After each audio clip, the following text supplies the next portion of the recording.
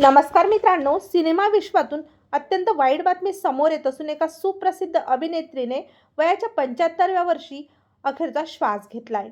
पाहूया संपूर्ण बातमी.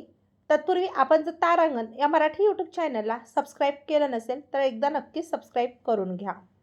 भारतीय चित्रपटसृष्टीतील ज्येष्ठ अभिनेत्री पौला शामला यांचे मंगळवारी 28 जुलै रोजी वयाच्या 75व्या वर्षी निधन झालेले आहे. हैदराबाद येथे उस्मानिया जनरल रुग्णालयात उपचार सुरू असताना त्यांनी अखेरचा श्वास घेतलेला आहे. त्यांच्या निधनाने चित्रपटसृष्टीवर शोककळा पसरली असून चाहते आणि अनेक कलाकार त्यांना श्रद्धांजली वाहिलेली आहे. पौला शामला गेली 4 दशकांहून अधिक काळ तेलुगू चित्रपटसृष्टीत काम करत होत्या. त्यांनी 250हून अधिक चित्रपटांमध्ये सहाय्यक अभिनेत्री म्हणून काम केले आहे.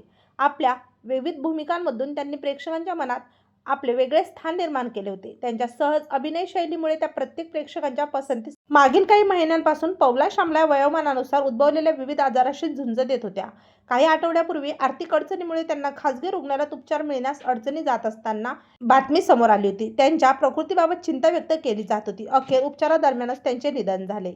पौला शामला यांनी रंगभूमीपासून आपल्या अभिनय कारकिर्दीची सुरुवात केली होती. त्यानंतर त्यांनी तेलुगू चित्रपटसृष्टीत प्रवेश केला आणि अनेक गाजलेल्या चित्रपटांमध्ये लक्षवेधी भूमिका साकारल्या.